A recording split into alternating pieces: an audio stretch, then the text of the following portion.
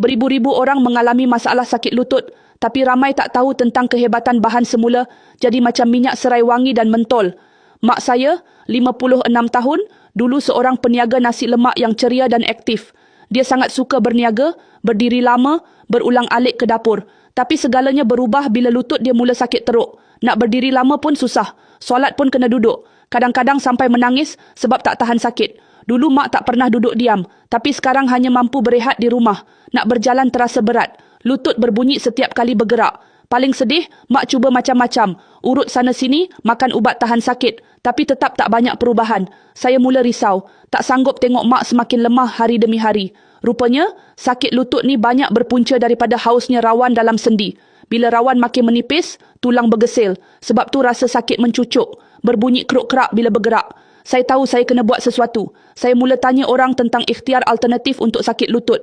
Seorang pakcik beritahu, orang dulu-dulu sapu minyak serai wangi asli untuk lancarkan darah dan kurangkan radang. Saya cari kajian.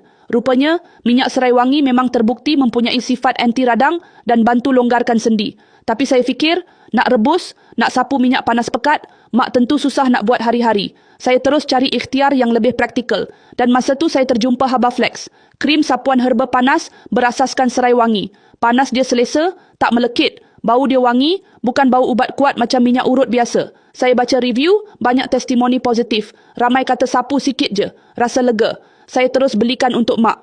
Mula-mula, sapu sekali pagi, sekali malam. Sapu perlahan-lahan dekat lutut dan betis. Dalam seminggu, saya perasan perubahan.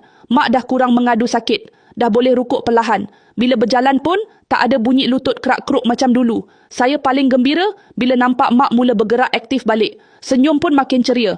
Dia dah boleh kemas dapur, jalan jauh, malah bercita-cita nak berniaga semula. Alhamdulillah, Habaflex banyak membantu mak ikhtiar untuk pulihkan lutut. Bila follow up dengan doktor, tulang rawan mak masih boleh diselamatkan. Doktor puji mak sebab rajin jaga sendi. Aktif bergerak tanpa overstrain. Saya syukur sangat. Mak bukan sekadar sihat. Mak dah dapat semangat hidup dia balik.